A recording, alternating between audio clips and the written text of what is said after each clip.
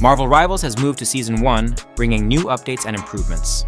But for those of us playing on Steam Deck, we're curious to see if the game now performs any better. Let's explore the changes and see how it runs after the update. The first notable improvement is that Marvel Rivals now bypasses the launcher that previously appeared before starting the game.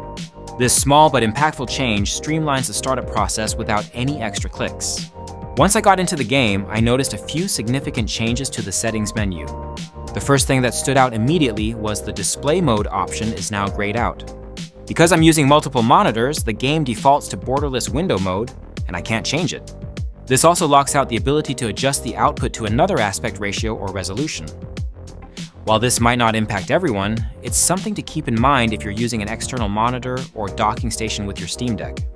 Now, let's talk about the updates that actually improve performance. 3 key graphics options have been adjusted in the Season 1 update. Global Illumination. Previously, this could only be set as low as SSGI low quality. Now there's an option to turn it completely off. This eliminates extra lighting effects that can be taxing on the Steam Deck.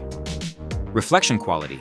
This setting now includes an off option that wasn't available before, and turning it off reduces the strain caused by reflective surfaces and adds a noticeable boost to performance. Model detail. Previously capped at low, this now has a performance option, which further reduces detail in character models and objects to prioritize frame rate. After adjusting these 3 settings, I've been able to achieve a much more stable 60 frames than before. The trade-off? The visuals take a bit of a hit. Shadows are less pronounced, making areas that were previously shadowy now fully visible. Destroyable objects no longer have detailed animations when breaking, they simply disappear. However, after playing a few matches with these settings, I've gotten used to the changes, and the improved frame rate makes it well worth it. Another adjustment I've made since my last video is switching from Intel XeSS to AMD FSR for super resolution mode. I've set it to balanced, which strikes a nice compromise between visual clarity and performance. This combination has provided the best results for me on the Steam Deck. Finally, I tested the game with frame generation turned off, but I still experienced significant frame drops into the low 40s during intense moments. With frame generation enabled, however, the overall experience is much smoother. While it doesn't completely lock in a steady 60 FPS, it's far more consistent and enjoyable.